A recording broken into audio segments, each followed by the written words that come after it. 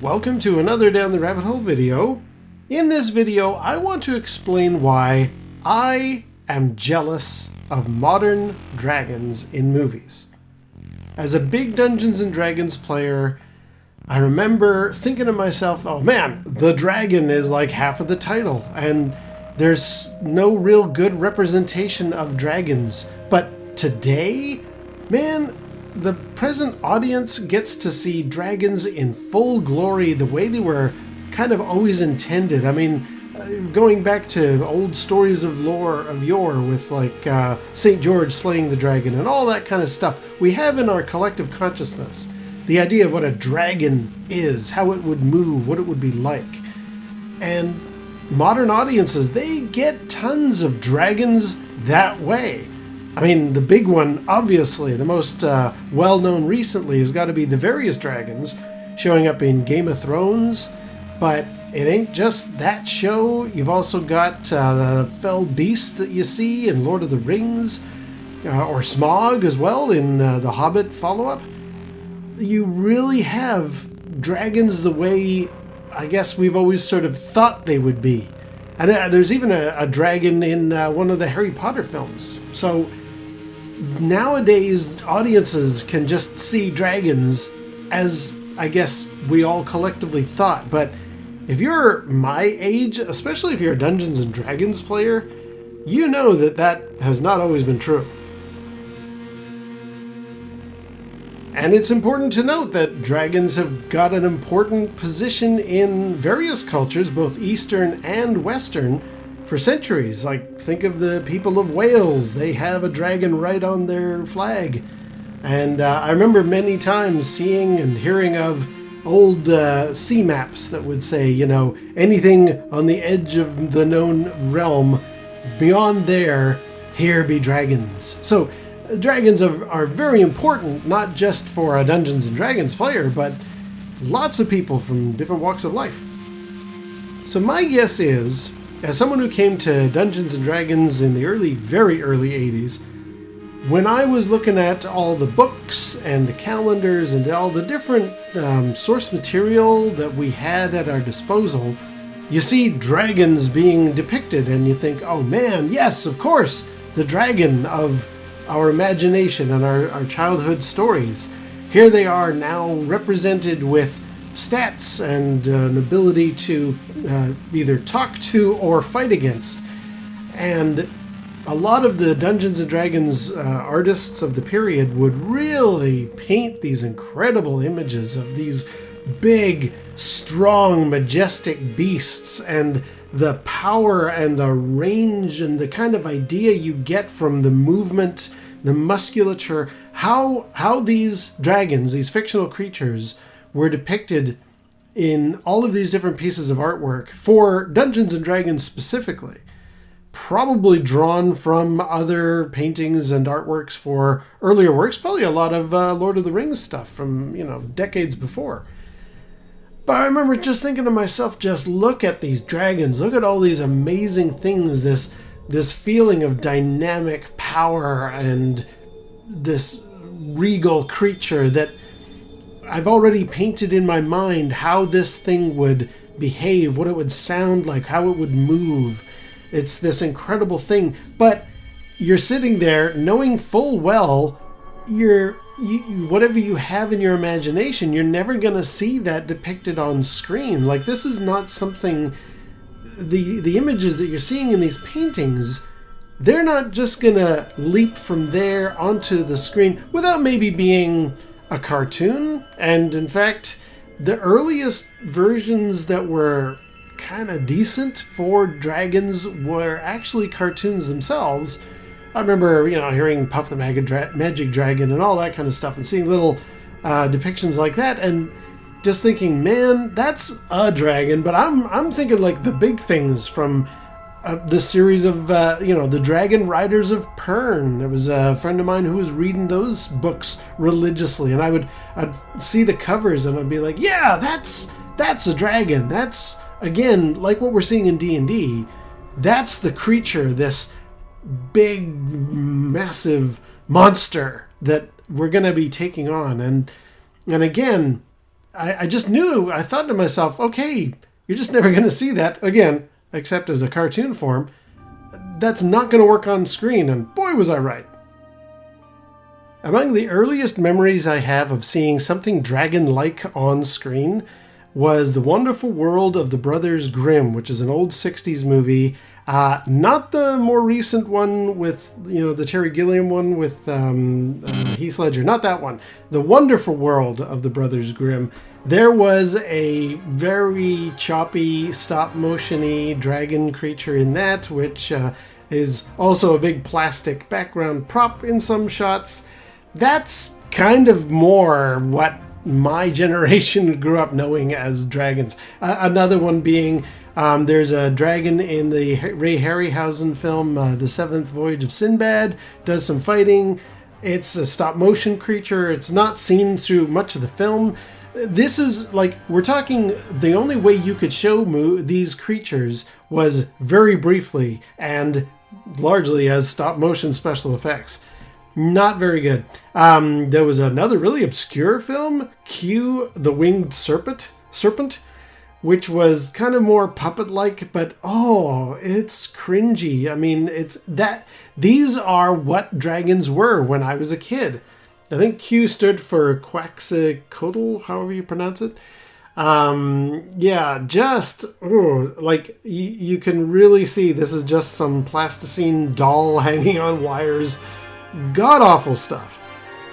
And then as I said, cartoons were kind of the only real answer that took up the call properly. And that was mostly in the form of Pete's Dragon from Disney. It's just not really the kind of dragons that I'm thinking of when I think Dungeons and Dragons and those legendary mythical beasts. These are awful reproductions in a way that are not good. Now, I will totally give credit to Disney. In that old era, they nailed it once. The dragon that the evil witch turns into in Sleeping Beauty, that dragon is spot on. Now we're talking the kind of thing that echoes in our subconscious. Yes, there be dragons. That's what we're talking about. That was what was just not happening on screen much when I was a kid. To go a little lighter fare, but also we're talking around the same era, Jabberwocky from Terry Gilliam did kind of introduce something, not really a dragon, but a beast, a monster creature that a knight has to fight. And now we're starting to get into the right territory. It looked a little weird as a very large puppet. And I think most of the excitement was done with editing, but at least we're getting there. Now we're starting to talk about a creature that's sort of like a dragon. Of course, it's in a comedy, so we do have quite a few kind of lighter versions of dragons being depicted better. Dragon's Lair, the video game, that was 1980. We're starting to get into dragons now being depicted. Again, it's a cartoon, so we've got the sort of Pete's Dragon and Sleeping Beauty connection going, but it's starting to be closer to what I had visions of as a Dungeons and Dragons player. I'll never forget actually seeing Falkor on The Never-Ending Story, kind of a real radical departure of what a dragon is. And unfortunately, Falkor really nails the problem of dragons in the early days. He is another big puppet like the Jabberwock, but he's animated with like pulleys and levers and pumps, and the acting that the puppet was capable of were admirable for the time, and there were some good bits, but man, you watch that now and that's pretty rough, and that's the best that we could achieve at the time. And I remember thinking, well, we're never going to get a good dragon on screen. I mean, I've always been correct. However, then around the same time, another movie came out that tried to kind of go, okay, let's take what we've got with special effects technology, let's really apply ourselves, and let's make a proper dragon movie. And that was Dragon Slayer, No, not Dragon's Lair, the video game, Dragon Slayer. That was one of the first times when I saw a moving dragon, still a puppet, but now also a combination, I think there's stop motion in there, and yeah, there's various bits where the beast is flying through the sky, and I thought, okay, now hang on a sec, now we're talking about a dragon that I am starting to get with. This is closer to what I have in my mind for years now of what a proper dragon should look like. The movie itself is lacking, and of course, like many of these others, we don't get to see the dragon until the last 20 minutes of the movie. But it is done well, and luckily, it begins the slow process of us getting to where we are today. You see, gradually, by the late 90s, early 2000s, computer graphic imagery was really coming along nicely, and it was finally able to take what all of these films up to this point have done, wrap a little animation style stuff like you would get, even Pete's Dragon, for example, and finally make something that is getting closer to where we finally get to today. In 96, we had Dragonheart come out, where large sections of the film, the dragon is a big puppet, but for the really important stuff, all of the acting, all of the conversation, CGI. And I really like Dragonheart. I know it doesn't really have a huge following, or people don't seem to love it, but I was relieved. I remember watching it and thinking, oh my god, they finally made a dragon movie that looks correct. And it's not just the last 10 minutes of the film. The dragon is throughout, and he's funny. And there's very touching, poignant moments in the story. This is good. I like it. Not a huge fan of, the quote-unquote English accent going on, but, regardless, the dragon, very, very good. Followed up in 2002 with Reign of Fire, one of my brother's favorite movies. Again, proper dragons flying around, breathing fire. In fact, very based on a real level of science that was put into how would this creature breathe fire. They actually came up with a whole concept of it. It emits gas and it can light a spark, that kind of thing.